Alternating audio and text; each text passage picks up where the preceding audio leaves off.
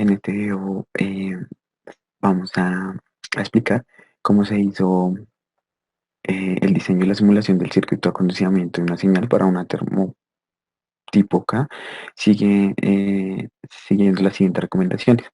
Entonces acá vemos el diagrama y entonces vamos a ver cómo se hizo el primero. Entonces simplemente con un amplificador se pone un operador de instrumentación con ganancia que lleve de 40 microvoltios a 100 milivoltios. Bueno, entonces, ¿cómo se realizó esto? Entonces vamos a nuestro Proteus y pues acá eh, vemos que entonces que tenemos una termocupla tipo K con la que, no, como la que nos están pidiendo y como se muestra acá en el circuito, hicimos la compensación de temperatura fría con un LM35 que es valor, y las resistencias mostradas acá en el ejemplo. Entonces acá tenemos la entrada negativa y al CJ de la termocupla como aquí en Proteus. Entonces vamos a simularlo. Entonces dice que para una entrada, en este caso, nuestro sensor, o bueno, nuestra termocupla tiene una C39.5 y sí, de era 40, debemos llevarla hasta, como la C39.5, la llevamos hasta el 8.3 de la salida casi para un grado representada aquí. Entonces, ¿cómo se desarrolló? Entonces tenemos aquí nuestras ecuaciones, tenemos nuestra resistencia R3 es igual a 3, entonces tenemos una salida de 98.78 milivoltios. Entonces así es que calculamos en nuestro amplificador de instrumentación. Ya teniéndolo así, entonces nos piden, con un LM35 se requiere realizar la compensación de una punta fría y pues esto ya se mostró. Y para eso se diseñó un circuito que permita utilizar la señal LM35, que es el circuito que está acá arriba.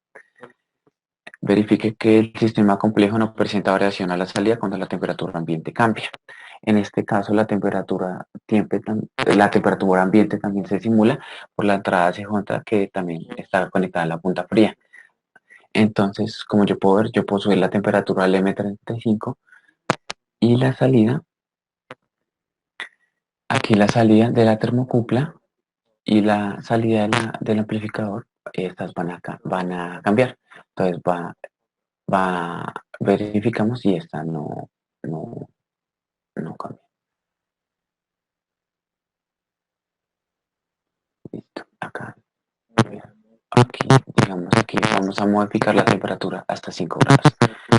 Entonces, ¿cómo sabemos que la salida que se está teniendo aquí en los voltímetros está bien? Entonces, venimos aquí a la tabla que nos brindó el profesor y buscamos la tipo K. Listo, acá ya en tipo K. Venimos acá en esta tabla, nos vamos a guiar. Y entonces, bueno, aquí primero miremos el Proteus y porque acá nos va a decir que vamos a variarla hasta 5, ¿cierto? Entonces más o menos de 0 hasta 5 es de 0.198. Como dije, da 198, entonces como aquí vemos, nos da 198. Entonces eso quiere decir que está bien. Entonces si movemos la temperatura, vemos la temperatura, aquí está en 5 y acá está en 4. No, está muy cerca. Entonces vamos a verlo con otra temperatura. Vamos a variarla, digamos 25. Vamos a subir la temperatura. Entonces acá subimos 25. Aquí vemos, tenemos un voltaje de 2.49, casi 2.5. Listo. Y a la salida tenemos, y acá a la salida tenemos 1. Entonces, si no te volvemos a nuestra tabla, entonces vamos a mirar aquí 20, 25. Tenemos que es exactamente un voltio. Entonces veremos en el Proteus.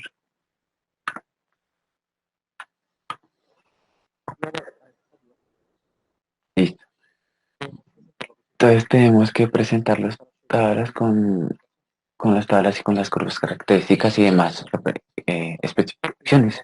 Entonces acá vemos estas pruebas que nosotros hicimos. Entonces aquí en esta primera gráfica tenemos la temperatura en el eje Y el voltaje en voltios en el eje X.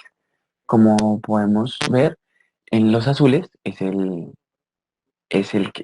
voltaje que debía dar y los naranjas es el voltaje que nos dio a nosotros, a nuestra salida. O entonces aquí en nuestros voltímetros que están acá. Y en la otra hicimos un valor de temperatura ideal y un valor de temperatura media.